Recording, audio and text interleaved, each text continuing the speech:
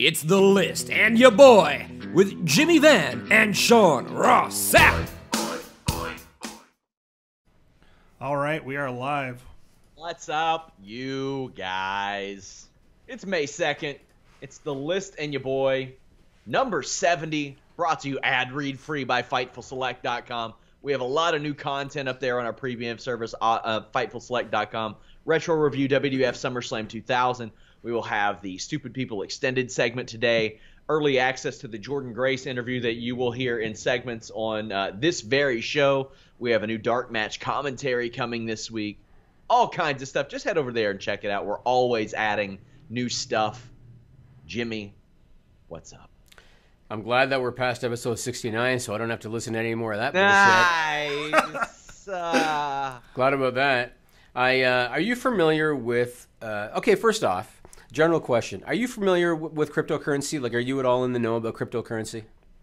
Vaguely. I mean, I asked you about it a little bit, but... Yeah. Okay, Nigel, are you familiar? Oh, yeah, for sure. Okay, there you go. Probably because you sit in our office with all the guys that are all into that shit. I'm invested as well. So oh, there you go. Okay, good. So you'll know. So somebody like a week ago, and I wish they would just leave me the hell alone, Nigel. Somebody on my Twitter they sent me a message saying something about, hey, do you want to start accepting Verge as a payment option or something like that. I'm familiar with Verge, and ironically enough, Sean, there is a pro wrestling connection to Verge. Is there? So the what do they call the three-letter sign for whatever? For Verge, it's XVG.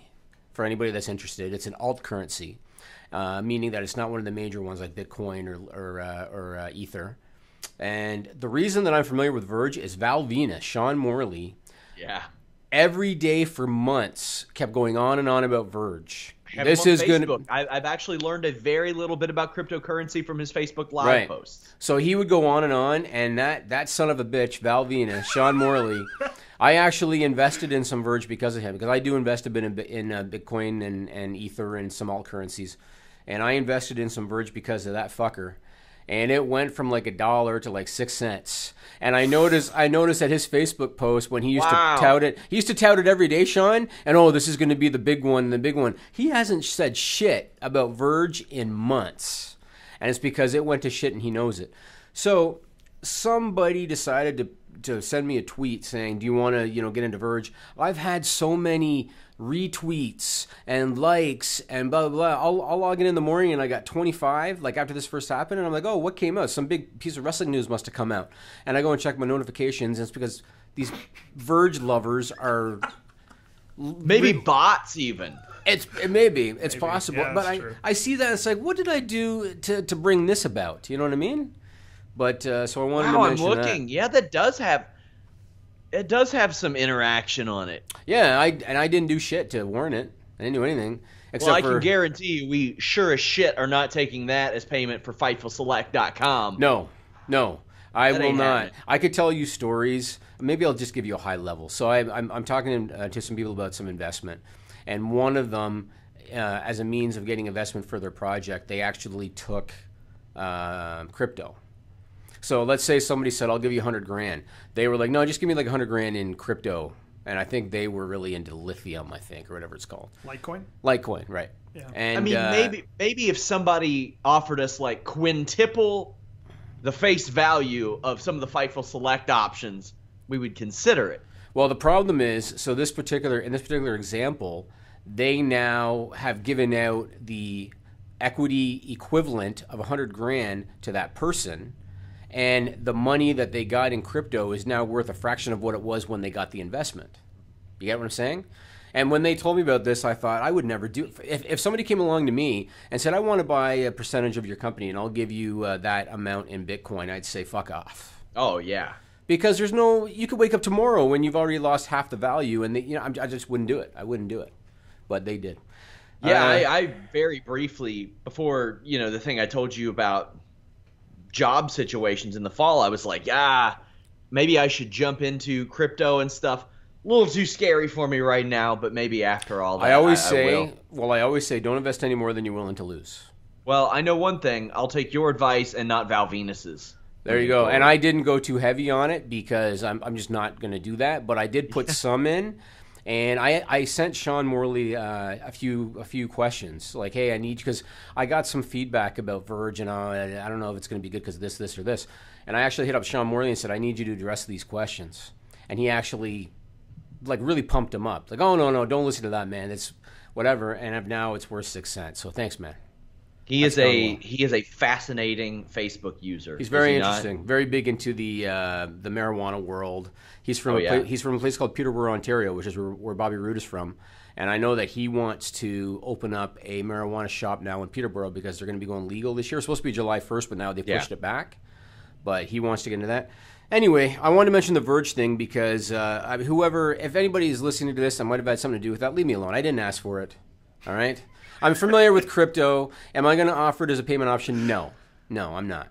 So that's that. I want to give a shout out to Mr. Glenn Jacobs. Now, Nigel, let me ask you this question, bud. Okay. And then you can put the photo up in a second. Let's say that you were a homeowner in a little town, and one day there's a knock on your old door there, and you go open it. And there is I know he's not really 7 feet. He's probably, 6'8", maybe 6'8", maybe, 290-pound man, basically taking up the whole frame of your door, standing there, wanting to say hello. How'd you feel about that? Uneasy, to say the least. Uneasy. Put up that photo. Now, how would you feel if he was trying to pass something within the city? You said no. He slammed his hands down and everything caught fire. It'd be awesome. Like? It'd be awesome. Let's say that the heat went out in the winter, and Glenn Jacobs is the mayor of Knox County, Tennessee. All you gotta do is call him and say, "Hey, man, they shut my heat off and I'm freezing cold. I'll take care of it for you." Yeah. I'm just gonna call out Nigel. Last year, I submitted an article that I suggested be a cross post between Fightful.com and Trig Tent about Kane and his politics. Nigel didn't run it. Damn. What's going on, Nigel? There you go. I'm going to put up that photo. Yeah, put up the photo. So Glenn Jacobs, a.k.a. Kane, he missed the Greatest Royal Rumble because the, what was it called? I want to make sure I get it right. The mayoral primary was going on in Knox County, Tennessee. And so he missed the Greatest Royal Rumble because he wanted to do door-to-door campaigning. And if you can believe it, do you see that picture, Sean? I hope nobody in your office wears Asics. I'm a new one. I am a shoe guy. That son of a bitch is wearing Asics. Maybe it's the only thing. Well, it can't be the only thing he can find to fit him because they make athletic shoes for huge people. Yeah, they do. Potentially. The man's wearing Asics. Okay, Sean. I only wear those to wrestle in. Sean, let me tell you. You probably know this about me. I've done okay in life, but I refuse. No, listen. I refuse to put money into clothes because I don't see the point. And so as we speak, I'm wearing a pair of lug sneakers that I paid $30 for, Sean. I like lugs. And I just refuse. I see people, and if we're being frank, whenever you see the guy wearing the 3-piece suit with the Ferrari, okay, I'd say there's a 90% chance that the Ferrari is leased and you put everything that he owned into that suit. And that is a fact. Did you buy those lugs because they sponsored WWF Judgment Day 1999? How did you guess, Sean? How did you guess? I remember them being a big sponsor because they had the orange logo, if you remember. Truth be told, what I did was I checked various online retailers to see what I could get for $30. And I got lugs white sneakers for $30. And they're good, man. They're comfortable. I paid $30. How much tread you got on those? They're not bad. So much tread. It's pretty good. I can't hold them up, but it's not terrible. It's not terrible. Well, I mean, I am a shoe guy, a sneaker guy, but I kind of have a personal rule. I only keep a certain number of pair. Then otherwise, we'll donate them or give them to somebody in our town. I buy a couple at a time. Yeah, so I always have a spare. So back to Glenn Jacobs for a minute. So he missed the Greatest Royal Rumble because he wanted to do door-to-door campaigning. And congratulations to Glenn Jacobs because today is May 2nd. The election for the mayoral primary in Knox County, Tennessee took place yesterday, May 1st. Glenn Jacobs won the election. And you want to talk about the tidiest of margins, Sean? 17 votes. Woo, boy. He won by 17 votes. Now, granted, this was not exactly a metropolis that he was in, but 17 votes, but apparently they got 100% of the count, so it's legit. That means that he is now the Republican candidate for mayor. So he didn't win the mayoral elections, in case anybody gets confused. It means that he has won the right to represent the Republican Party in the mayoral election. And Let's be real. It's Tennessee. Well, probably winning that. He might. But you know what? We've talked about Glenn Jacobs. I have nothing but respect for Glenn Jacobs. Oh yeah. And sometimes people, they'll see a guy with his stature, and sometimes people are ignorant and they think, oh, he's a dumb jock or whatever. Anybody that's met him will tell you he's the most intelligent guy and he's the most soft-spoken guy. And the time he ran the table in The Weakest Link, that game show. Yeah, I vaguely remember. Ran the table. But I got a lot of respect for this guy in general. I do. 20 years as Kane. 21 years. And before that, he overcame some horse shit, Jimmy. Yes, he did. Even before WWF, before Fake Diesel and before Isaac Yankem, yes, they put him in Garland as the Christmas creature. I vaguely remember that, yeah. Yeah, man, like weird stuff, man. And he overcame it. And yes, he did. He had two, I want to say, fairly prominent characters in Isaac Yankem and the Fake Diesel. Because, I mean, Fake Diesel was in the Final Four of a Royal Rumble at one point. And one thing I respect about him too is he's had like you said, a good 20-year run. He's considered one of the biggest pro wrestling stars of the last two and a half decades. And yet you talk about humbleness and humility. That this guy would not only campaign door to door, he posted pictures on his Twitter account of him standing basically in front of a high school with a big sign that's got his name on it. Yeah. How many guys would do that, man? You think Roman Reigns would ever be standing in front of a high school going door to, like, there's no chance. No chance. I often have people ask me, like, oh, who would you want to do a talent podcast with, like we used to do with Shane and with Matt Riddle? Kane is up at the top of my list because he's been there since 1995. Yeah, he's been there through everything, and he's done a little bit of everything. He's one of the most decorated tag team wrestlers in pro wrestling history. With all the people he's teamed with, he's seen and done it all. He's had a variety of gimmicks. He's played serious. He's played menacing. He's played comedic. He's been an absolute jobber. He's been a main eventer. But he's also done everything. He's kept his feet on the ground. And you know, a buddy of mine just told me this a couple weeks ago, so I'll talk about this. A buddy of mine did a signing with Kevin Nash, and he was telling me about how Kevin Nash was still driving like an old car. Because I guess he went to, I think Nash lives in Orlando or Tampa, and he went to see him, and they met at a diner for him to sign a bunch of stuff. And he said Nash showed up in a clunker. And he was like, look at this guy. He's made a bunch of money, but he's smart about it. You know what I mean? And so I have a lot of respect for that. And Kane, living in Knox County, Tennessee, his wife owns a insurance business there, I think. So good for him. I remember Chris Rock at like the height of his fame drove a Nissan Altima, and like when they did like an MTV, I think it was True Life or whatever for him, like a documentary. He was like, "Yeah, I drive an Altima. I like it." You want a Chris Rock story, Sean?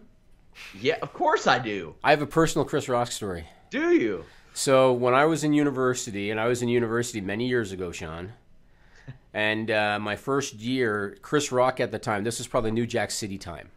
Oh, wow. Probably around there. So he was young but established. And the university brought in Chris Rock for a performance. Really? And he was doing what Chris Rock does. So he was talking about very sexual related stuff. I remember somebody gave him a tube of lube. Like somebody in the crowd gave him a tube of lube, and he was going on about that. As we're sitting there, and you want to talk about people not wasting time, Sean. As I'm sitting there, a girl came up to me with a clipboard.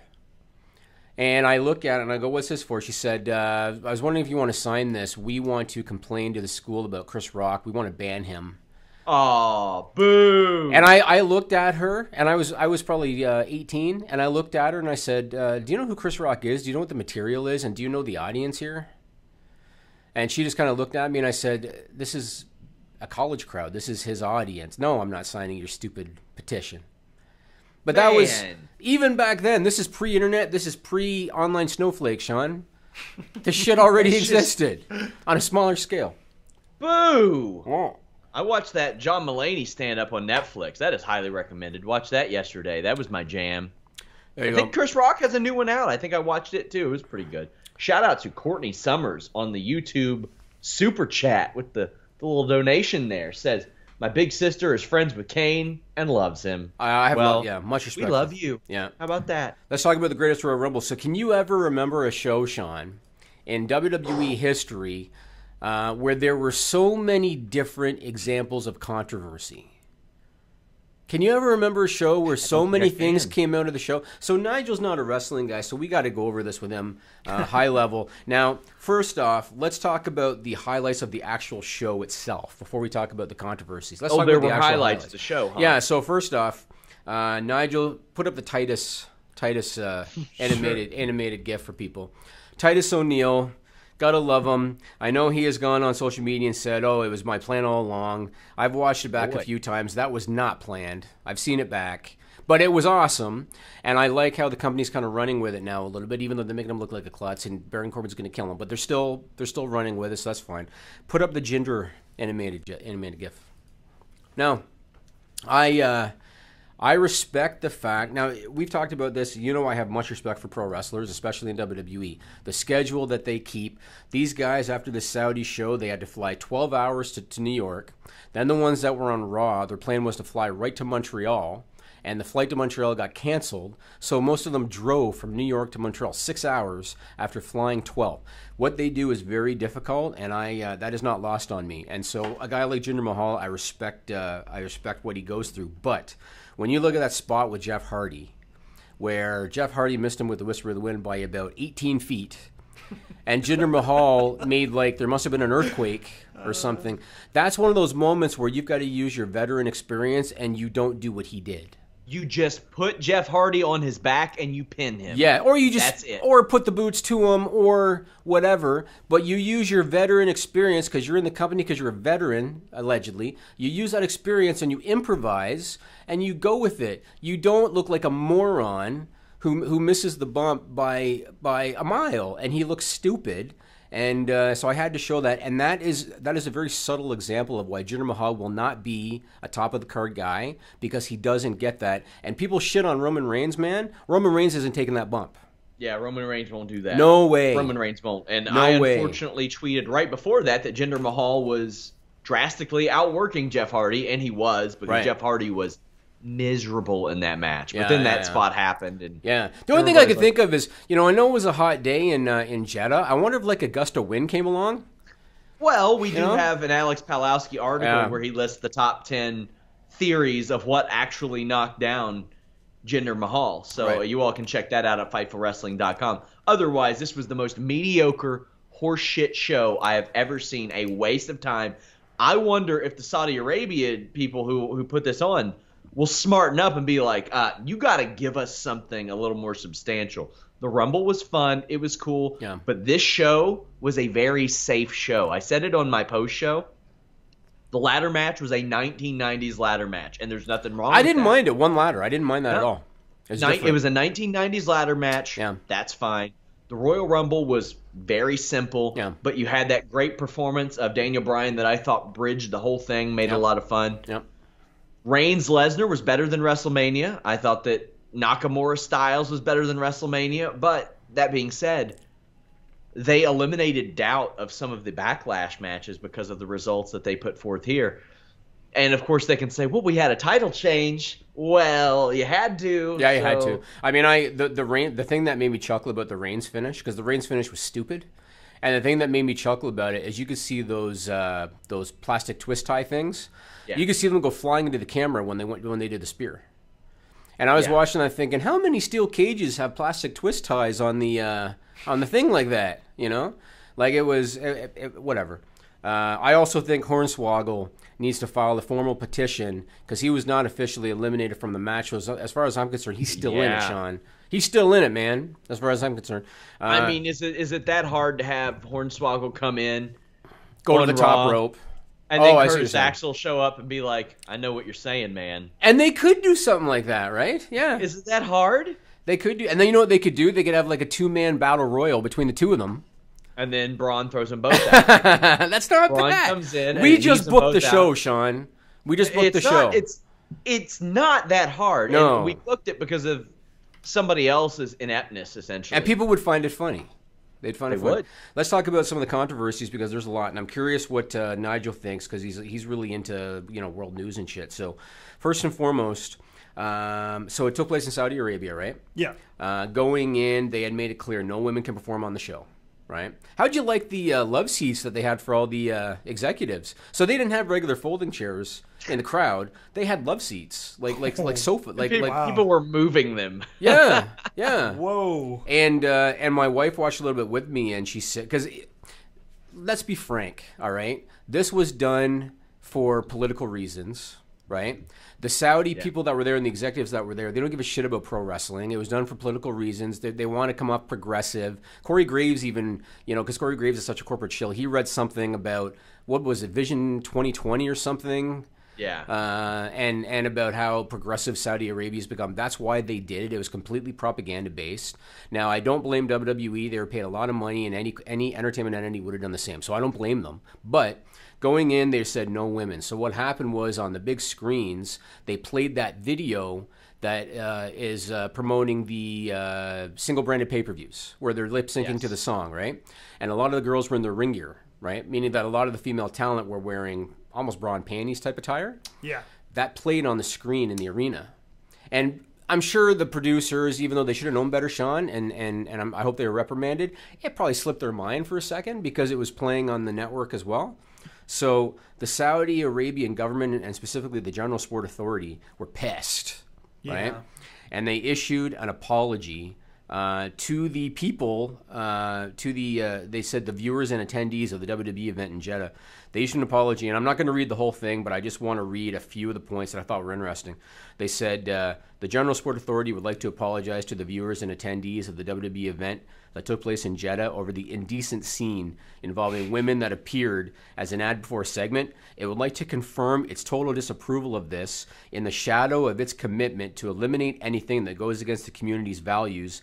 The authority has made sure to ban showing of any segment that involves women wrestling or any scenes related to it and stipulated that to the company. The authority also disapproved any promotional materials with pictures or videos showing women in an indecent way and emphasized our commitment to this rule. So I just want to make it clear, number one, they were not naked. Number two, there was no sexual acts taking place. They were wearing their ring gear, lip syncing on a microphone. Yep. But it's the culture, right?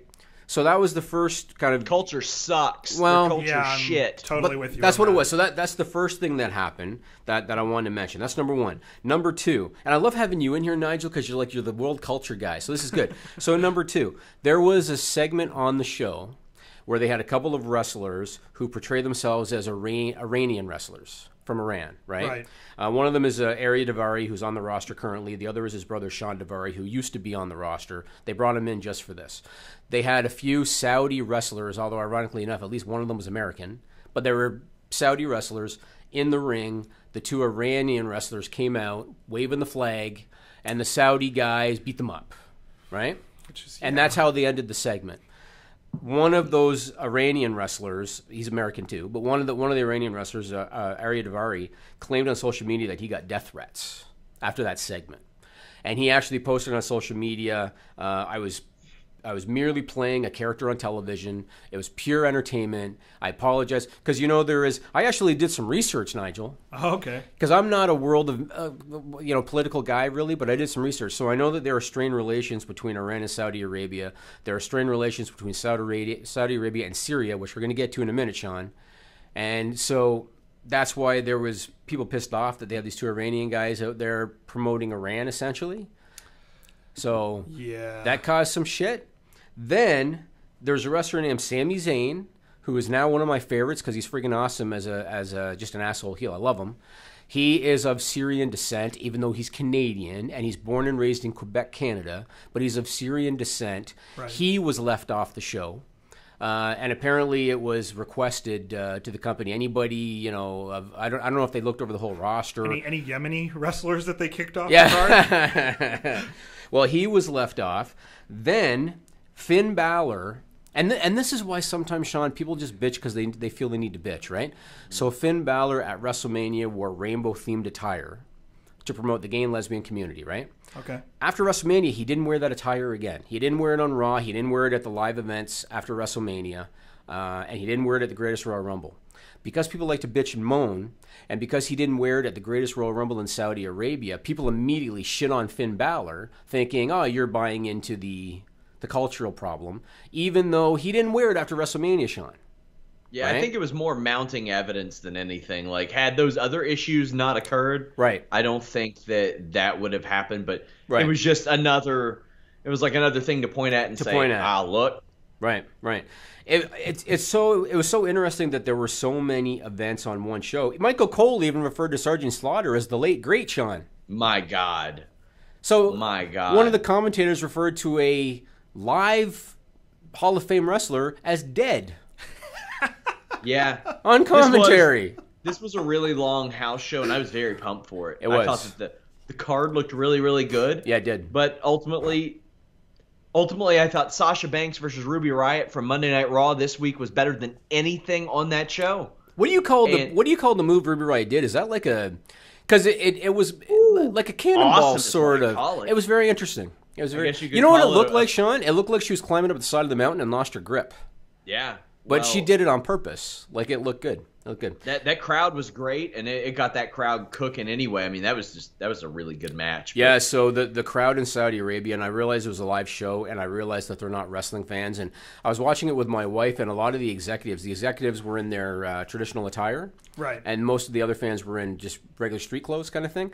Did you notice, Sean, that a lot of the executives, they would stand up and completely turn their back to the ring. Just dicking around the whole time. Talking to people, and like guys in the front row would have their back to the ring because they didn't give a shit, Sean. Did you notice, and I had it confirmed with somebody within WWE, they avoided hard cam shots for a while because of that. They you go back and you look at Cena versus Triple H, you'll see them avoid hard cam shots for a couple minutes at a time, which WWE doesn't like doing. You know they love their cut.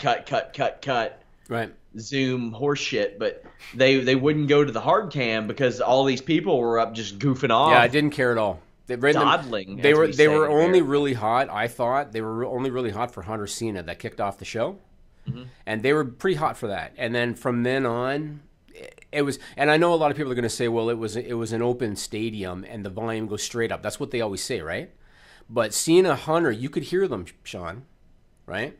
Like, I think that they were tired. They didn't really care. The executives clearly didn't give a shit at all.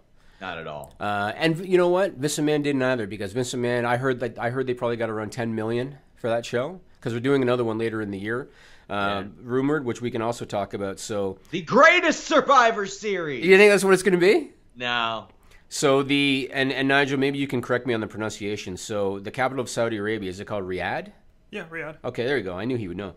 So something called the Riyadh Report posted on Twitter on April 27 that according to Turki Al-Sheikh, who's one of the members of the General Sport Authority, the next WWE event will be in Riyadh in November.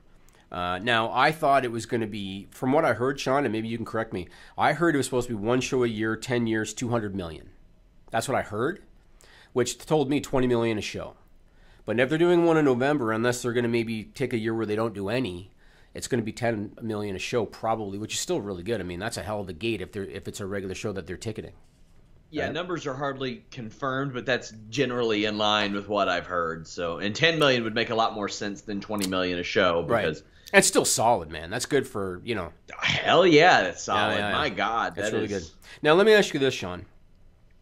Corey Graves posted this on Twitter on April 28. Quote, "When money eclipses passion, is it still success?" Now, there were a lot of questions. Is he throwing shade at the, WWE's Greatest Royal Rumble decision kind of thing because all the controversy and everything? But at the same time, Corey Graves was the guy with the stupid bleached hair sitting on commentary talking about, the progressive Saudi Arabian government and vision, whatever he said, 2020 or something. So isn't it interesting that him of all people is now throwing up Twitters like that? What do you think of that? Oh, man. I've had to work with some people that I didn't want to work with in the past. Are you talking about Nigel? Is that who you mean, Nigel? Yeah, exactly. Exactly. Precisely, Nigel. And cover some things I didn't want to and stuff, but it's easy for him to say after he's been over there. But why would you say it at all? I don't know. If he made himself available to the media, I would ask him, since that's right. So easy. It's a thing he always talks about, why didn't they reach out? Well, put your contact info up, Corey. I'll hit you up. Right. And we'll straighten this out, and we'll run a story on Fightful.com. One thing that irritates me is when guys feel the need to put up promotional photos like on the regular, like new profile pics and stuff, and he does that, and he's got a new one with his stupid new white hair.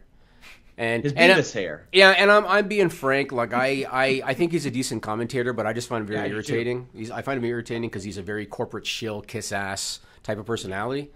So I think it would have said a lot more if he put that up before the event instead of after. Right. And now that being said, maybe this was an enlightening situation for him. Maybe he learned something from this, and I'm not putting it past that. Maybe he did. Maybe he's a little more sympathetic now. I will give WWE props in one area. I heard that the women who didn't get to work the show were paid for the weekend, which is great if that's true. Women that I talked to were rather excited for the weekend off because there were a lot of people who had to have to experience like 6-7 overseas trips over the course of 3 weeks, and they were pretty happy. At least I spoke to 2 of them, and they were pretty happy to not go. Let me ask you this question: so Alexa Bliss and Natalya. They posted whenever the guys got back from Saudi Arabia, so that would have been Sunday or something. They posted on social media, essentially, Montreal flight canceled, we got to drive from New York. And I saw that and I thought to myself, why are you flying into New York? You guys weren't on that show. I don't know. I'd have to ask. Okay. I was curious I'd have to ask. Well, I mean, they may have had something for Total Divas. They may have had something. There's a lot of different things that they could have done. But yeah, the 2 girls I spoke to were very happy to have the weekend off because, man, I was feeling really, really tired personally after Greatest Royal Rumble. I can't imagine what they were feeling after the WrestleMania stuff, the Raw and SmackDown after WrestleMania stuff, shake-up stuff. Maybe they're filming Total Diva stuff right now. You don't know. Alexa Bliss had some other stuff going on that she had done. So yeah. But can you imagine? Can you imagine flying home? Like I already kind of said, flying home. You land in New York and you're tired. It's a 12-hour flight, and then you got to drive 6 hours to Montreal because your flight was canceled. That would stink. Yeah. You know? Like it's a hard gig. I have nothing but respect for those guys. Even Jinder Mahal with his phantom bump. I have nothing but respect for what those guys got to go through. Do you think the Titus thing was planned? No, not at all. I don't either. No way. I don't either. Good. I'll tell you who won't have a problem getting women on their show. Reality of Wrestling and Title Match Wrestling's Saturday, May 19th show, Ladies Night Out 2, which Jordynne Grace is on. I interviewed her. Take a listen. This show, obviously, it's put on by Title Match Wrestling and Reality of Wrestling. Not an issue where you have to deal with like shady promoters, but you being on the independent circuit and being so active, is that something that you have to overcome? I saw just this week Chelsea Green and James Ellsworth dealing with a guy who was kind of shady to them. What's the weirdest thing you've had to deal with in that regard? I mean, the weirdest thing is just like promoters that are promoters that are also perverts. Mm-hmm. And you know, they might be promoters of like bigger shows, so you can't really out them publicly, but there are some really shady, creepy promoters that run the bigger promotions. Damn. And with everything that has happened, especially over the last, probably 9 to 10 months with a lot of powerful people being outed, is that something you see, like, when that happens, you're like, your time's probably coming? Oh, yeah, for sure. And, you know, a couple of those people have already been, you know, outed on Twitter and Facebook and stuff. And with social media the way it is today, there's almost going to be none of those promoters left. I am interested in your case for the bear hug in 2018. You are bringing it back. That's real. Okay, so have you seen Parks and Recreation? I have.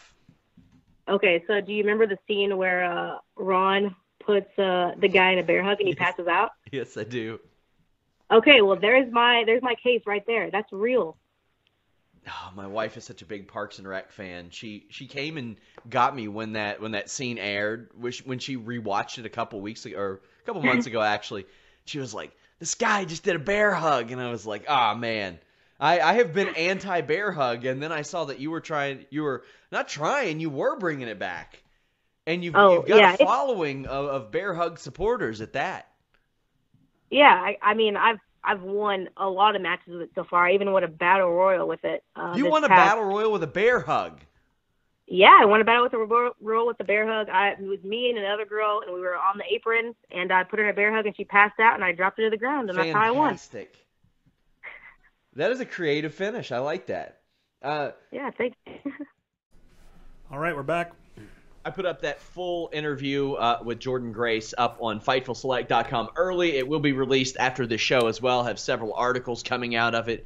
I found out in researching her, she doesn't do a lot of podcast interviews, so your boy got the hookup. That's because you're so charming, Sean. Yeah, we're probably going to see her in Impact, Ring of Honor, WWE by the end of the year. So, prior to Mania, we talked about, WWE storylines are probably going to be in a holding pattern until after the Greatest Royal Rumble. That was kind of the idea. And then the Greatest Royal Rumble happened.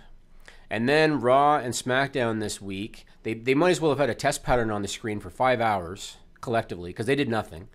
And so now I'm guessing they're waiting till after Backlash, right? It's got to be.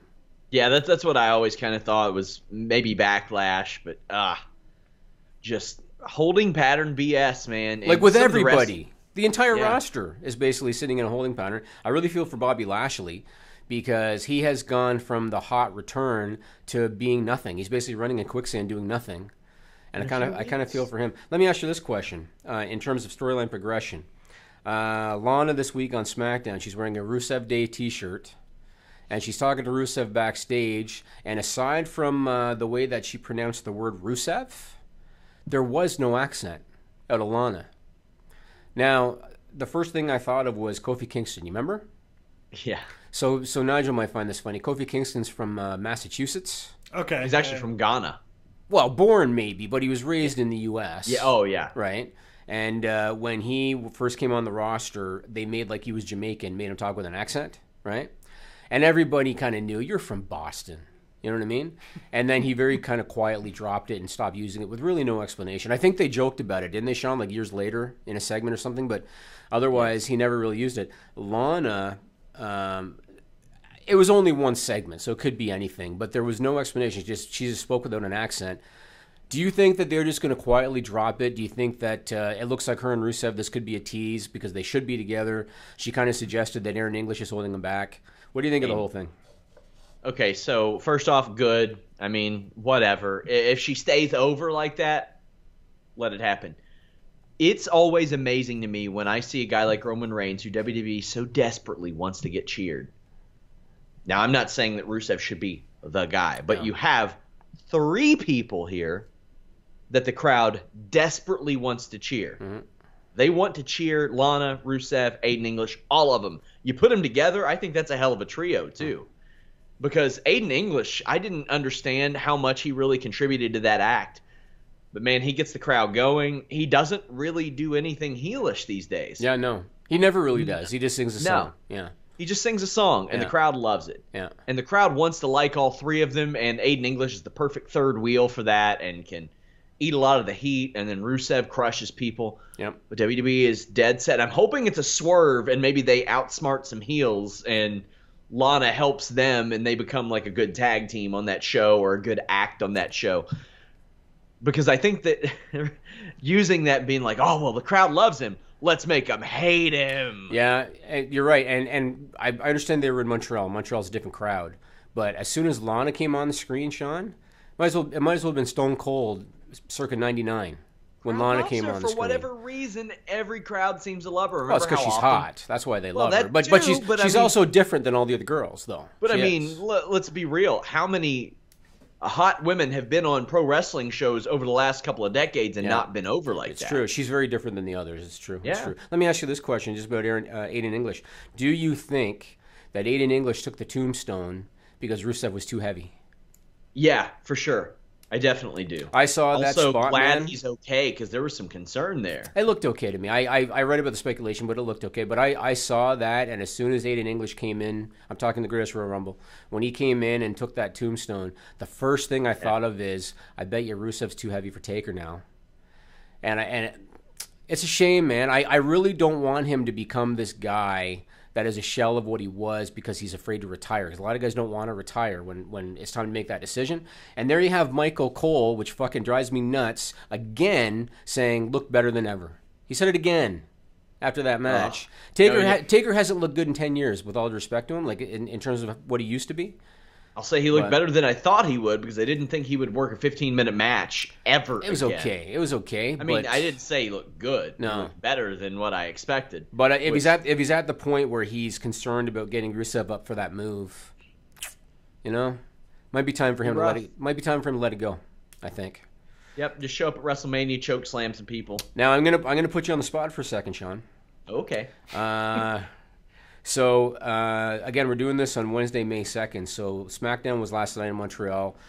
You had some of your, magic wizardry with the scripts that you get early and shit. Yeah. You reported that Daniel Bryan was pulled because they were afraid of an infection in his chest from the... That's what they said. They didn't like how it looked on TV. Okay, because my question for you... Oh, so that's what it was. So it wasn't that he couldn't wrestle.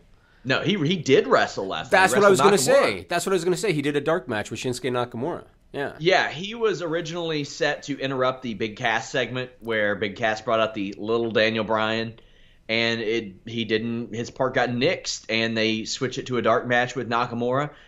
And I guess they just didn't, or I was told they didn't like the way that bruising looked on TV. That's what I was told by somebody backstage. On TV, they said fear of a chest infection. I mean, maybe there was some sense of a fear or something. I don't know. It couldn't have been, or he wouldn't have done the dark match. Or, yeah, or he wouldn't have wrestled. Yeah. But I do love the way that dark match ended. He was throwing the yes kicks. Yeah, I saw and it. Nakamura punched him right in the penis! You know what I loved? Because I'm a big Shinsuke Nakamura fan. I loved it when Shinsuke was going up the ramp. I saw the video clips too, and I loved it when he was going up the ramp. And he's very eccentric, and he's going up the ramp with his hands doing what Shinsuke does, like this. But because the crowd was chanting yes, Shinsuke went like that, doing it the way Shinsuke. So well. And I really like him a lot, and I wish they'd give him a shot with the title. I just really, really like him. Also cut from that show was a Sanity video that they actually aired aired it after SmackDown on Twitter for some reason. I don't know why it was cut. I'm going to try to find out. I talk about stuff like that and have it in my Fightful Wrestling Weekly that drops every Friday. And also on the Fightful Weekender podcast on FightfulSelect.com, I go into detail about that stuff because I do have access to a lot of the rundowns that WWE does for Raw and SmackDown. I always consider my wife to be the casual viewer that I use as a gauge, right? Yeah. I use her as a gauge as to what's working, what isn't, because she represents the casual fan. So Monday night, she's watching Raw with me. I always miss the first hour or so because of, having little kids to put to bed, but she saw the last little bit with me. And when the six-man tag started with Braun and Bobby Lashley and whoever else it was, I don't even remember now, against Kevin Owens and Sami Zayn and whoever it was. I don't even, because that's how significant it was. I don't remember who the other two guys were. My wife said to me, well, they're in Montreal, so that means Kevin Owens is going to lose. Oh, yeah. When did they get to the point where they decided we're going to shit all over our live audience by making an ass out of the guy that's from here? Because they've been doing it for years, and I know that everybody used to talk about Jim Ross in Oklahoma, right? That Vince McMahon was going to embarrass Jim Ross in Oklahoma. When did they get to the point where they decided they were going to do that? Because sure enough, Kevin Owens and Sami Zayn, when they did the promo with Roman Reigns at the start of the show, were rock stars, right? Roman Reigns threw the first punch, Sean, unprovoked, which is the heel move, right? Got booed for it because that's what a heel does. Bobby Lashley did a run-in after they double-teamed him, and Bobby Lashley got booed for that, right? Then Kevin Owens and Sami Zayn, the rock stars, Kevin Owens loses clean to the only guy on the babyface side that the crowd didn't want to boo. He gets pinned clean by Braun Strowman that the crowd didn't want to boo, Sean. WWE just it doesn't make any sense at all. They take absolute leave of their senses sometimes. Do you think... Sorry to cut you off. Do you think that part of the problem is that the powers that be, whether it be Vince McMahon, whether it be the directors, the producers, do you think part of the problem is that they're not really fans and they don't really watch the show, and so they don't really understand what the viewers have to deal with? Do you think that could be part of it? There's no way they could go into Montreal not knowing what to expect at this point. It's been like this for 20 years. 20 years. Did you see the Drew McIntyre selfie promo on SmackDown? Yeah, the one where he bragged about how natural his promos were because he's real, but was reading a scripted promo. And they started it, and again, I wish whoever puts this together would just kind of think about it for a minute. They started it, both of them, by looking down like this, right?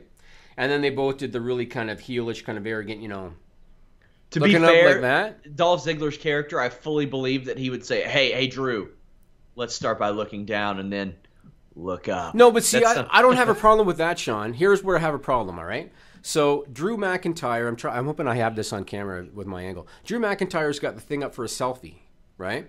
So he decided, if you're looking at this in realistic terms, he decided hit record on his phone, then lower his head while it's recording that he's holding, and then raise his head to start the promo. How fucking dumb is that, man? Oh, it's incredibly stupid. Right, Nigel? Yeah.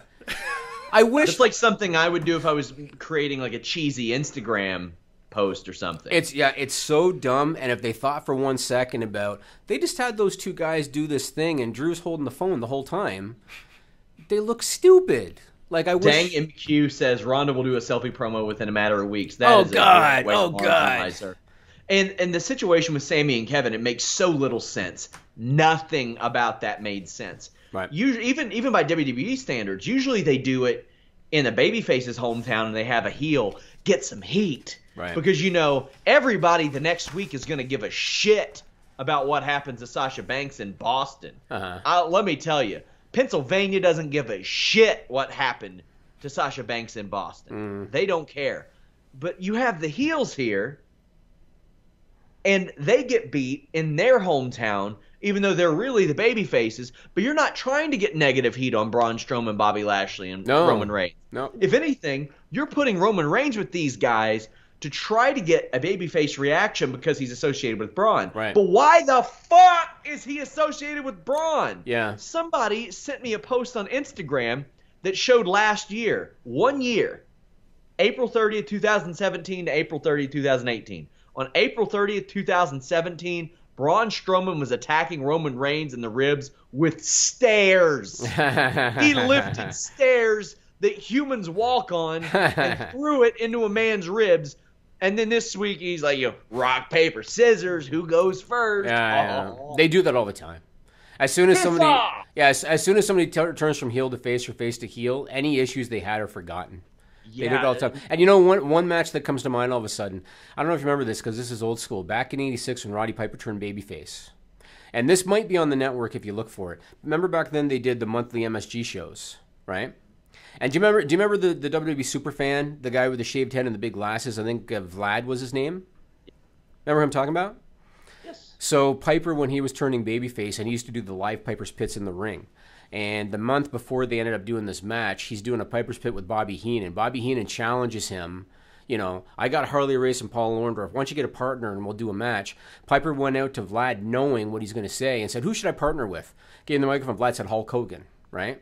Hulk Hogan and Roddy Piper were mortal enemies for forever, right? So what happened when they did the tag match? Have you seen that tag match? I haven't. You should look it up. It was Hulk Hogan and Roddy Piper against Harley Race and Paul Orndorff, all right? What did they do when they did the tag match? Every time they were going to go for a tag, they looked at each other for a minute. Yeah. And they would kind of reluctantly put their hand up for a second, and then when they did the tag, they would go like that. Like really violently. Really I violently. think they could even take a tip from Corey Graves. He hates Elias at all costs. And Michael Cole now loves him, apparently, for some reason. Yeah. Bobby Heenan and Hulk Hogan for years. Right. Didn't matter what the affiliation was with Bobby Heenan. Right. That's why I wasn't that mad. I'll mention I heard about it on the new Bischoff podcast that he did. Like, he wasn't that upset at Bobby Heenan for saying, like, whose side is he on when he came out? Because why wouldn't Bobby Heenan say that? Bobby Heenan has always suspected Hulk Hogan to be the scum of the earth. And I loved it afterwards when Bobby Heenan said, I told you. Yeah. You know? The only way you get a good pop out of the end of that six-man tag is if immediately after Bobby Lashley hits the bricks, and while Roman Reigns and Braun Strowman are still in there celebrating, Braun Strowman power slams Roman Reigns. Right, which would have made all the sense in the world, too, yeah. And they found the one possible way. Right. The one possible way they could to screw it up. Right. They took the one over babyface on that side, Braun Strowman, had him pin the most over guy on the heel side instead of Jinder Mahal, the one guy who got booed. I agree. Holy shit, man. Yeah, I agree. Okay, I go into things with a very optimistic view, but man, that was a mess. Perfect segue to Stupid People, Nigel. Hell. This is a stupid song, it just goes on and on. You might find some meaning, but you would be wrong. All right, first, thanks to trevorstrong.org for the usage of the song. And once again, after this podcast is done, go to fightfulselect.com and we will have Stupid People Extended. And once again, I got good ones because like I've told you, Sean, finding real news about stupid people is a breeze, man. It's easy. It's probably the easiest thing I do all week. So this first one, and I just got some good photos this week too. Some of them are really good, Sean. This first one was reported by WSB-TV2 Atlanta on April 26th, and this is good. You know, in the past, we talked about like the girl from Quebec that agreed to smuggle drugs into Australia because she wanted to take selfies, put them on Instagram, right? Yeah. This is along those lines. This is good. So a 17-year-old girl named Christina Pavin Baker crashed her car going 106 miles per hour in a 65 zone, all right? Killed her passenger, 18-year-old Michaela Penn. Now, here's my first question for you. Why do you think she was going that fast? Because there was a reason. Why do you think she was going that fast? She had to take a shit. Valid? No, she was going that fast because Snapchat has a speed filter. Oh, yeah, it sure does. Yeah. And she wanted to post a photo showing her driving over 100. She wanted to hit 100. They need to get rid of that. They gotta nix that shit. That's the reason she did it. Only for that reason. Then she had one request. So she appeared before the court last week because she's facing a felony vehicular homicide charge, right? Yeah. So she went before the court last week for that, and she had one request for the judge. Do you have any idea what that request would be? That they add a speedometer to Grand Theft Auto 5 because the franchise is 15 fucking years old and they don't have one, but Snapchat does? I would say close. You're a little far off, but... Okay. So you have to keep in mind, so this girl, killed a friend. She's up for vehicular homicide. Goes before the court, and what does she say? Please don't take my passport because I want to go on a cruise next month. Oh, man. What person in their right mind... read 0.0. Well, what person in their right mind, after doing what she did, would want to go hang out on a boat? What a goddamn dope. Can you believe that? So, fortunately, they confiscated her passport, and so there will be no cruise. And they gave her a $31,000 bond, and they ordered her to stay off Snapchat. Apologies for the cough, you guys. I thought I had muted my mic. Yeah, Snapchat, you done. Yeah. You're off Snapchat. You're grounded. Yep. This next one, this is one of those stories where I can know Nigel's going to love it. And when I heard this story, I sent it to Nigel because I knew he was going to love it. So this was reported by WJBK Fox 2 Detroit. And I'll ask you in a second to put that photo up. Sure. Dearborn Catholic High School in Dearborn, Michigan has... off to a good start. Yeah, we're already good. And I'll tell you a Detroit story maybe in a minute if I feel like pissing people off. We'll see. So Dearborn Catholic High School, they have their prom scheduled for Saturday, May 12th. Okay? The school has announced that any girl at prom whose dress is deemed inappropriate will be handed something at the door called a modesty poncho. Nigel, put that up. I can't wait to see this. And they'll have to wear the modesty poncho over their dress at the prom. Teachers on prom night will determine, as they're coming in, they'll determine whether a dress is compliant or not. And if it's considered inappropriate, they'll give you the poncho at the door to put on. One student said anonymously that if she's handed the poncho, she's going to leave. And one parent anonymously said that this is basically body shaming, degrading, and embarrassing. Yeah. That's what they said. I mean, if it's like real bad, I understand it. But I mean, we've seen how... I mean, come on. It's 2018, man. Yeah, it is. It's 2018. Yeah, I mean, Who seriously. cares? I want to tell you a quick little story. Because it's amazing sometimes how people they just don't use common sense a lot, right? And this is an example of that. I have a guy that works for me here named Spencer. Nigel knows who he is. Yep. And he used to work for a big company called Rogers. People have probably heard of it. It's a big corporation in Canada. And he was doing sales over at Rogers. Whenever you didn't hit your numbers, and he was in an open concept office like this, like what we have here, right? When you didn't hit your numbers, Sean, you know how they reacted to that? Fired? No, they put a modesty poncho on him. That actually wouldn't be a bad idea. The shame poncho. That would be a bad idea. The shame poncho. No, if you didn't hit your numbers, you had to stand up at your desk. No. Okay, so Can you imagine that? You want to talk about killing morale. You want to talk my about God. embarrassing the employee. That's what they did. My grandmother cut hair for 50 years, and she worked at a franchise called Fantastic Sam's locally. I can't remember what the thing was, but there was some sort of punishment where they would have the girls wear a stuffed monkey on their back as the monkey on their back. And they tried to and this was like her second go around there, and they tried to do it to her, and she said, fuck you. Yeah. And she walked out. Yeah. Last one, SRS file. Boy, people are amazing, Sean. That's all I can say. This was reported by the Daily Mail on April 27th. A 42-year-old man in Vietnam went to the hospital complaining of pain in his penis. And he said that he was having difficulty urinating. All right? They did scans, but they didn't pick anything up that was unusual. So then he decided to confess to them that the day before he was drinking with a buddy of his, and once they were a little under the influence, his friend shoved a 4-inch chopstick up his dick. The scans didn't pick it up in the hospital because it wasn't made of metal. So the scans didn't pick it up. It was made of wood. Oh, so it was still in there? Yes. Yes. Nigel, put up that photo. Whoa.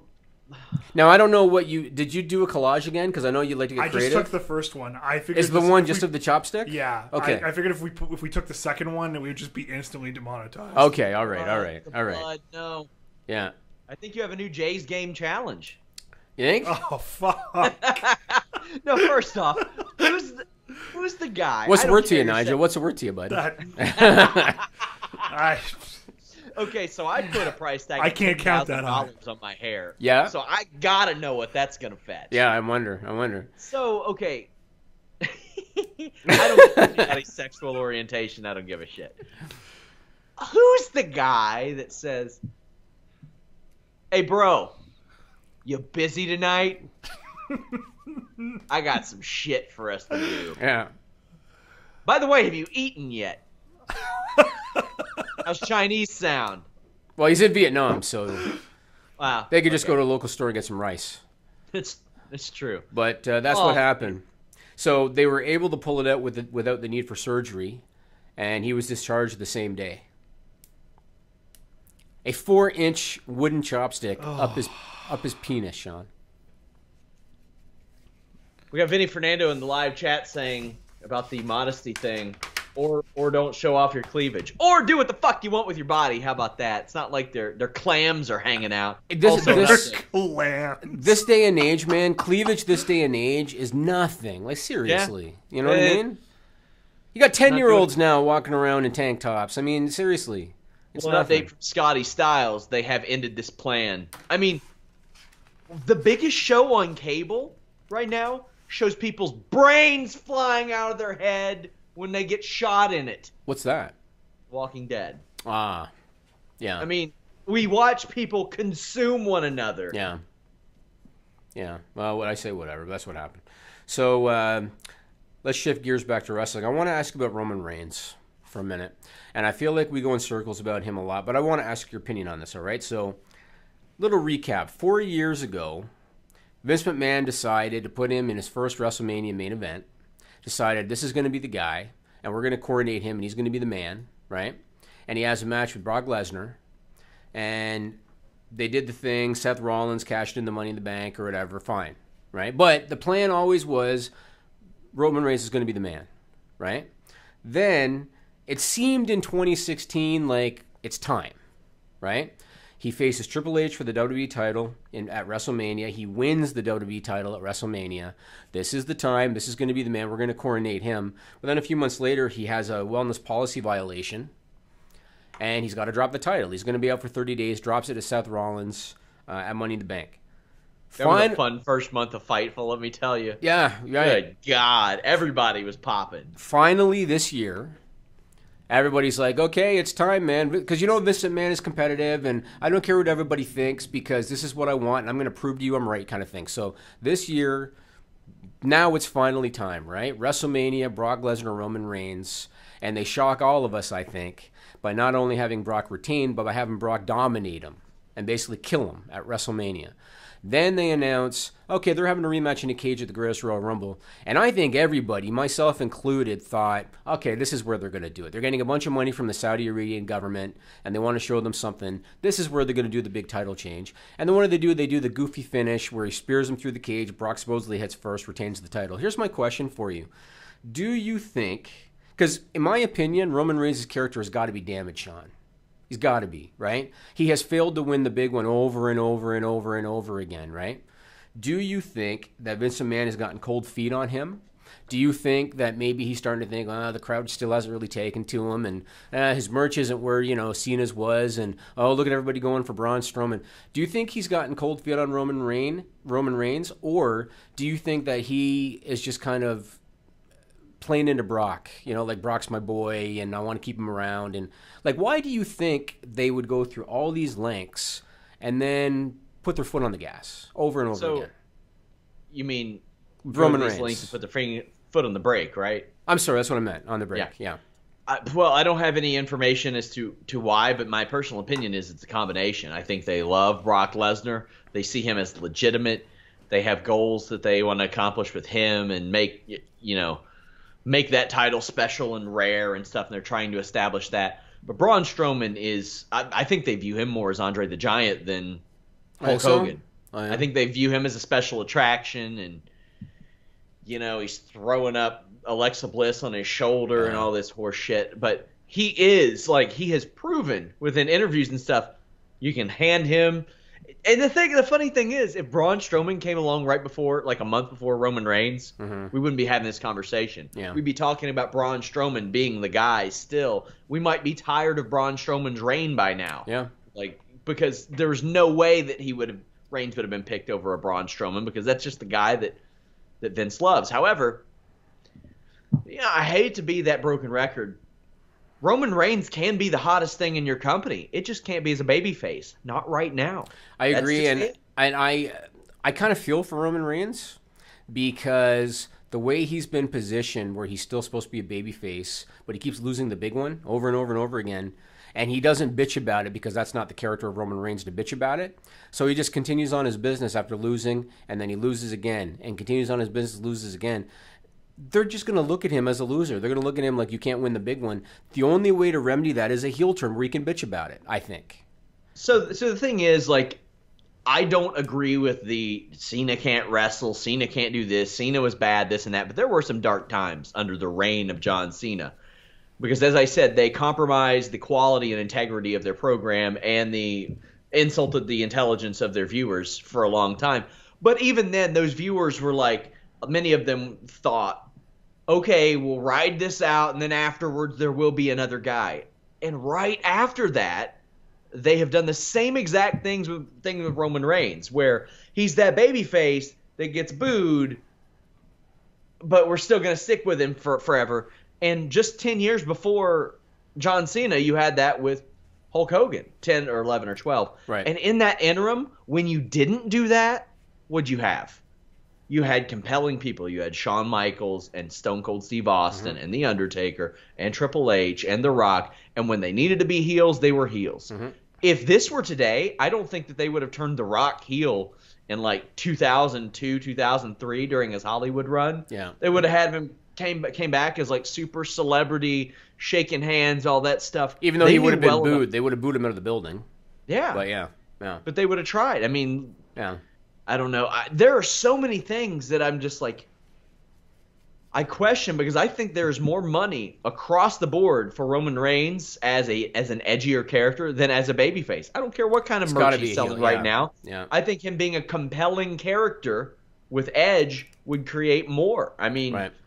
Ultimately, adults are the ones forking over that money. I mean, again, I watched Greatest Royal Rumble. I watched that spear spot, and I felt for Roman. I did, because I just thought it's going to be hard for him to recover unless they finally pull the trigger as a heel.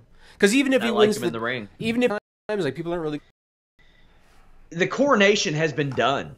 It's happened. Yeah, just roll with him as a main event guy instead of the next coronation. And the sad thing is, a lot of people knew that this main event was going to happen the week after last year's WrestleMania. Right. They just assumed that as hot as Braun Strowman got in that period, maybe there'd be a pivot at some point. Maybe there'd be a change. Right. Nope. Right. So, Nigel, guess what, man? What's up? Sean Ross Sapp is trying to get me sued. Whoa.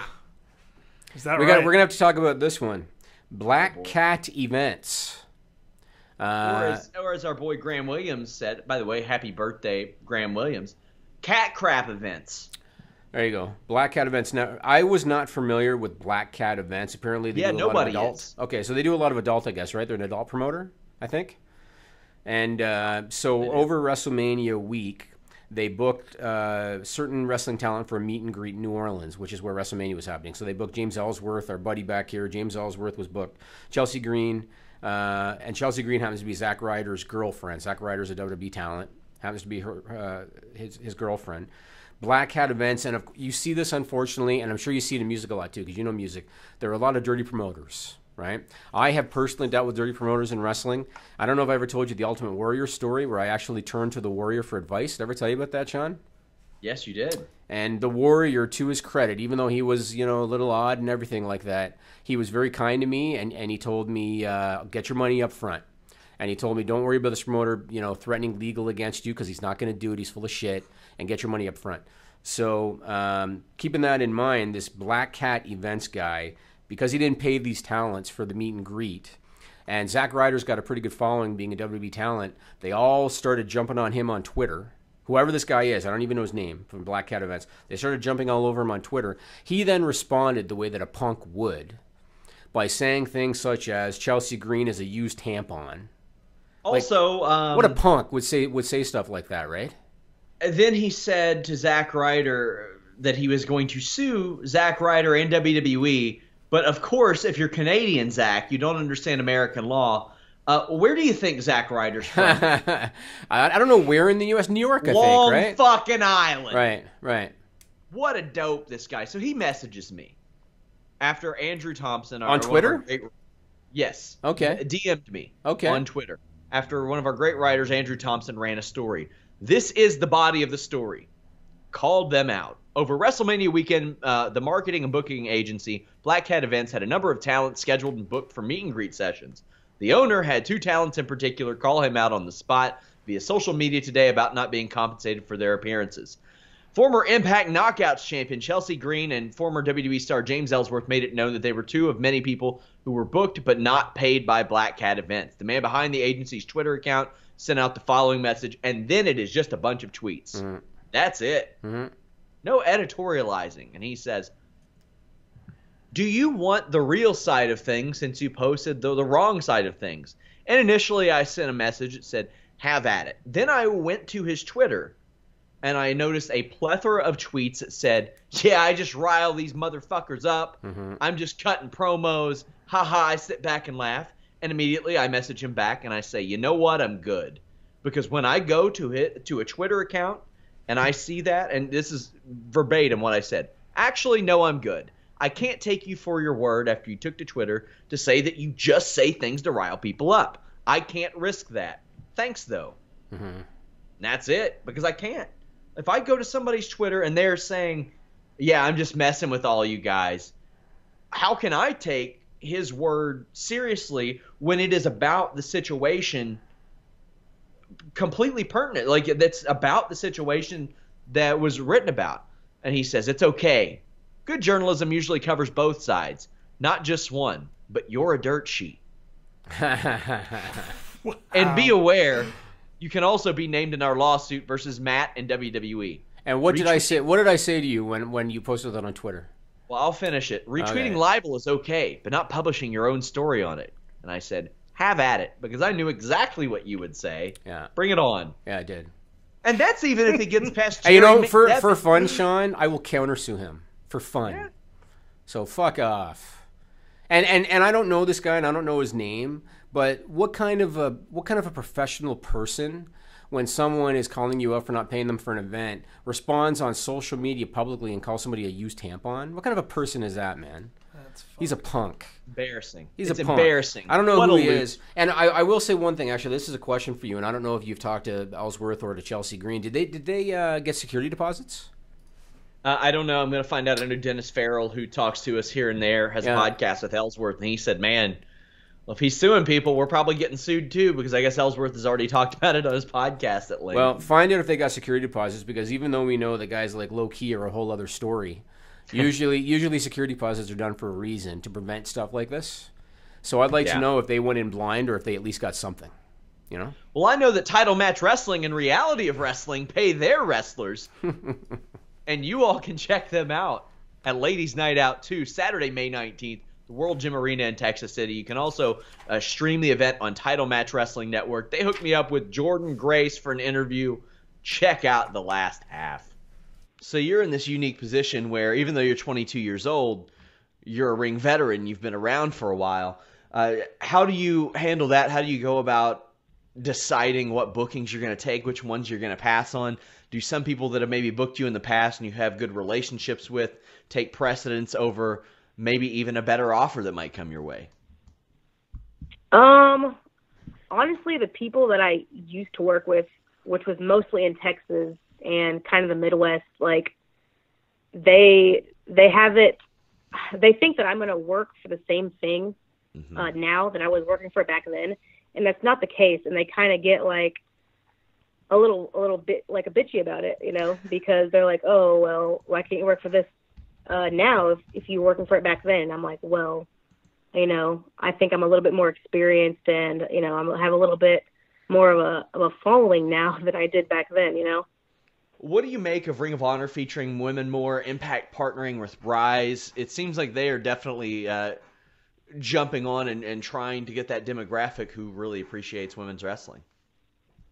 Oh, yeah, for sure. Like, Ring of Honor could be doing a lot better, like, with putting the women's matches, you know, on TV and stuff like that. But the fact that they're, you know, putting them on YouTube right now, and the fact that they brought the Women of Honor title back, you know, it's definitely a good start. They did have it on their TV, I think, last week, but it was tournament matches that had already been filmed, like, I think a month or two ago, and the tournament had already been decided. So they did finally get on TV. Have you ever heard from a Ring of Honor or anybody, like, reaching out to try to get you to come in for a booking or anything? Well, my boyfriend actually works for Ring of Honor right now. Yeah, Jonathan Gresham. Yeah, and their whole thing was like they were focusing on the tournament for a really long time, and they were focusing on those girls that were going to be in the tournament. So I think that's one of the big reasons why they weren't bringing a lot of new people in. But I had like a word with Hunter over WrestleMania weekend, and there is definitely something there. Interesting. So you've never had a tryout or like done extra work or anything for WWE, correct? I've done extra work for WWE, but I haven't had a tryout with them yet, and I think that's, you know, mostly because of my age. All right, we are back. And you all can stream that event at Title Match Wrestling Network. They have been great to work with. They've gotten me a lot of interviews lately, so I love promoting their stuff. And I mean, they helped us get Gangrel and Jordynne Grace. I'm talking to Kiera Hogan for them tomorrow. She's been a standout on Impact Wrestling's women's division lately. There's been some good stuff on Impact lately. I have enjoyed watching Impact Wrestling the last several weeks. That's good. That actually brings about, I guess, another point I'll jump to. So I'm going to go ahead and assume that their streaming service is unofficially dead. I'm going to assume. I don't think I've ever even went to the website. Well, they just announced that Anthony Corelli, who was Santino Marella, is going to be doing a weekly show on Twitch, on their Twitch account. Yeah. Meaning that they are, again, putting something that you would think they'd want to put on their paid streaming service, and they're instead putting it on Twitch, which is paying them. And so it's obvious that they're doing nothing with the streaming service, so they're going to be putting it on Twitch. I think they could, if it's, and I know it is available, they would probably, as I mentioned before, they'd probably get more tips on Twitch than they would get pay-per-view revenue of people actually buying pay-per-views. Right. Regular. I mean, and if we thought that was the method that would have worked for us instead of Fightful Select, we probably would have went the Twitch route too. Although I have considered us doing a Twitch thing, but we would have to find the right streamers and stuff, because there's a lot of video games and wrestling games. I'm not a Twitch guy. I know nothing about it. Sounds good. Me neither. But let's move on. So listener Paul Fletcher, he sent in this question. He said, kind of curious if you think Eric Bischoff will keep doing his new podcast with Conrad when he starts calling him out on things, or he'll shut it down like he did with at WZ Rebel. Now, I'm not familiar with the WZ Rebel situation. So That's maybe... Nick Hausman. He's the guy at WrestleZone. Okay, and so did Bischoff scrap that show because he didn't like being called out on things? I don't know why it got scrapped. From what I understand, there was a lot of political discussion on the show, and they differed politically, which... Okay. To me, I'm not for that. I listened to the first episode of the Bischoff show, and it's got a much more serious tone than the well, that's kind of Bischoff. Bruce Pritchard show. Yeah. Yeah. Although there were some funny moments, like when Conrad asked Eric Bischoff about the NWO, the formation, and Conrad says, "What was going through your mind when you saw all these people throwing trash in the ring?" And Eric Bischoff goes, "What was I thinking? How can I hide this erection?" Okay. That's heat. Okay. That's heat. Well, but I mean, yeah, I think that probably that Eric Bischoff sees the dollar signs surrounding the Bruce Pritchard podcast, and that's much more important to him than Conrad Thompson calling him out for stuff. I was just going to say, as far as do you think he'll shut it down, it's going to depend on the finances. That was going to be my answer. So... Now, let me ask you this question. Now, I didn't listen to the podcast. I don't really listen to any podcast, as you know, Sean. I read some of the transcript, and I heard some things. I'm pulling a Jimmy. I'm choking to death. You all right, man? You all right? Oh. I even left it unmuted there for a second. Oh, God, you all can see that at FightfulSelect.com, too. Jimmy Van choking to death. I had a tickle in my throat. Everybody gets it sometimes. I happened to get it live on the air, Sean. Damn. I couldn't do anything about it. So... Apparently on the first podcast, Eric Bischoff claimed that he didn't get the idea for the NWO concept from Japan. He said he got the idea for doing more reality-based stuff from Japan, but he said he didn't get the idea for the NWO from Japan. I call bullshit to a degree, only to a degree. What's your take? I think he was inspired by it. I don't think he took the idea because for a guy like Eric Bischoff, I don't know that he was that plugged into the in-depth storylines of Japan at the time, but I mean, obviously he was going over there. Yeah, like I'll tell you what I think. So in '96, and I don't have the date, but I know it was before Nash and Hall wrapped up with WWE. In '96, Bischoff was in Japan. He was going back and forth watching New Japan shows. They had an interpromotional thing happening with WCW and all that. He was at a show at the Tokyo Dome when New Japan was doing an interpromotional feud with UWF International. And UWF International, they were a promotion that was doing some shoot-style stuff. Goddamn right they were. And I trained with Billy Scott. He was in UWF. Well, there you go. But they weren't going anywhere, and they were struggling, and they come up with the idea of an interpromotional war with New Japan. They didn't do an NWO-style invasion, but they did an interpromotional matches. And Bischoff was there at the Tokyo Dome when they were doing these interpromotional matches. And you remember that the NWO, his original concept for the NWO was not for it to be a stable. He wanted it to be its own promotion. Yeah. And that was the plan. And his thinking had been, well, if I build the NWO, then we can start doing NWO branded events and it'll be its own promotion. So based on that, I think he was at that Tokyo Dome show. I think he saw those interpromotional matches. And I think he thought, that's what I want to do. I want to create, an entity to go head-to-head with WCW. And then I think because Hall and Nash became available, that's when he thought, well, we'll pretend it's the WWF kind of thing. But obviously it was a brilliant idea. It was, and in Bischoff's defense, because sometimes people get confused because there was an NWO in New Japan later, and so sometimes people get confused. There was no NWO at the time. So it's not like he blatantly took the logo and the name and everything. That was him. But the idea for the interpromotional thing came from Japan. Yeah, and I mean you could trace interpromotional stuff. Super Clash ran for several years, and Bischoff was in AWA when that was happening, when they were going head to head with like WCCW and really trying to hang on. And so they were like, all right, let's co-promote. Right. I loved the show. I thought it was a good show. You could hear Bischoff warming up a little bit more as it went on, and it fits a little more than the Shivani show because Shivani kind of couldn't remember, but he does watch-alongs now to jog his memory. I think it's a good companion piece, and it was kind of an idea that I always wanted. I wanted a WWF show, WCW show, and an ECW show because we reached out to Joey Styles early on, but unfortunately he got out of wrestling. But I think it's a good concept, and I think Bischoff will probably ride it out for the money. I mean, for sure. Why not? I mean, Conrad's good at what he does, and if Bischoff can avoid the I don't recalls and stuff like that some people say had plagued some of his other stuff, I think it's going to be really good because this first one was. I want to ask you, what do you think is the most likely situation that we see another invasion angle? Because personally, I think it's something probably between Triple H and Stephanie McMahon of maybe a Triple H leading an NXT type of thing onto WWE programming. It's possible. The first thing that kind of hit my mind when you said that, even though it's on a much smaller scale, the first thing that hit my mind was like Ring of Honor Impact. Mm-hmm. And the reason I thought that, and I actually had it in my notes, is so Ring of Honor is doing a tour called War of the Worlds. They're going to be in Toronto for one stop. I'm not sure the venue, but they're going to be in Toronto. They're going to be in Chicago, a couple other dates. The date in Chicago, if I wrote it down here, is going to be next Sunday, May 13th. And Austin Aries is going to have his first Ring of Honor match in like 8 years on that show. He's going to challenge for the TV title against Silas Young. He is still not only with Impact, and I don't want to give away television taping spoilers because I don't think they've aired yet, but he is still in the title picture at Impact.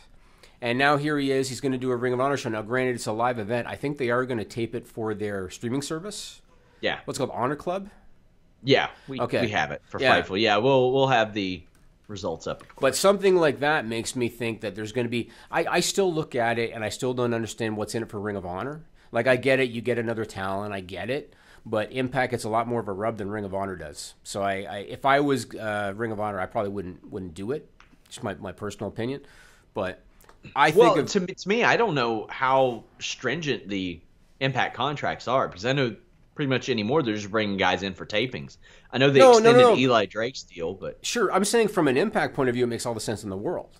Yeah. Because Impact is whether they want to admit it or not, they're the bottom feeder right now.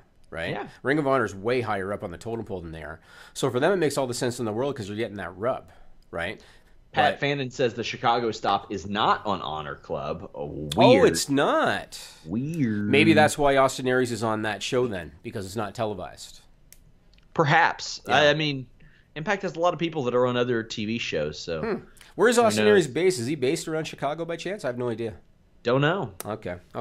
Well, whatever. But when you said the invasion thing, I thought of Impact Ring of Honor is the first thing that kind of came to my mind. I would think Florida. Sorry to interrupt, because I know that he was still coming to the PC here and there when he was still dating Zelina Vega because he was rehabbing an injury. Okay. Well, I do think something with NXT does make sense. And the one thing about Hunter for the last few years, and you've noticed this, is he plays a heel on WWE television, but he's still cheered a lot.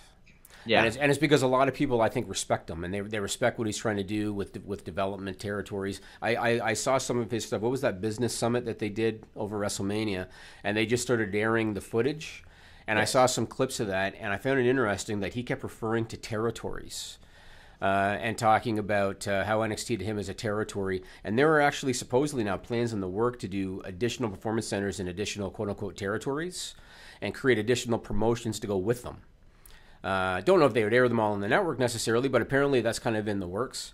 And yeah. I respect what he's trying to do. He wants to get guys on WWE television that have experience as opposed to these green guys that have only done indies. Because, again, with all due respect to independent wrestlers, they don't have that television training, which is why even a guy like Finn Balor, who was really experienced in the ring when he came in and did a lot of stuff with New Japan, he didn't know where the cameras were, and he would turn his back to a camera. You know what I mean? So I respect what he's doing a lot. I could see them doing something with NXT because, like I said, he's already getting a lot of cheers anyway. But we'll see. They've already brought so many guys to the main roster that I guess the question would be kind of like when the whole ECW thing, when guys that had been with WWE for years were suddenly ECW. Do you think it would be a thing where all of a sudden Kevin Owens goes with the NXT? You know what I mean? That's what I was thinking that to myself because. Man, so many people have virtually half the roster are NXT now. Right. Or were. But they're company guys now, so how much sense would that make? Exactly. And that's one of the things I hated about the Alliance. Like, when Test joined the Alliance, I'm like, what? Right. Why? He was never WCW. Like, right. Right. That pissed me off. And, like, Steve Austin, I'm like, okay, you're talking about Steve Austin? He was fired by WCW via FedEx. He literally said that was the catalyst of his career taking off was that happening. An update, Pat Fannin says that the Chicago stop was going to be on TV. So they taped it for TV. So interesting. You'll hear me talk about that on the Fightful Weekender podcast, exclusively on FightfulSelect.com. Subscribe now. You know what? If they had the NXT thing happen the way the Shield came in, where they were a group of guys that hadn't been on WWE television yet, but they came in and they kind of sort of were kind of like outsiders the way that they did their thing, that would get over. I think they bastardized the invasion an awful lot on WWE. I mean, they had Raw and SmackDown invading one another. Right. So I heard some news today, man. May 2nd. Yeah. Keith Lee is signed with WWE? That's the report via PW Torch. It makes a lot of sense. He is doing his farewells. He is wrapping things up. That sirloin beef sons of bitches division is really getting loaded. But when I think of Keith Lee signing with WWE, what's the first thing you think I think of? Probably how great Stokely Hathaway would be managing him. Probably how Matt Riddle's still without a contract. Yeah, that too. Those two have wrestled a lot. Oh, yeah. And there's poor Matt Riddle looking like a rock star out there, smoking it up, working independents. Well, Matt, I'm sure you're sitting at home watching this live next to your computer. Yeah. Let me just give you personal advice, Matt. Sign with Ring of Honor, do your year there, and WWE will be foaming at the mouth to sign you. I agree. They will fall all over themselves to sign Does you. Ring of Honor want him? Do they have interest in him? They wanted him 2 years ago. What about now? I couldn't imagine that it's hurt him becoming like the hottest commodity on the indie circuit. Is he as hot now as he was a year ago in terms of buzz?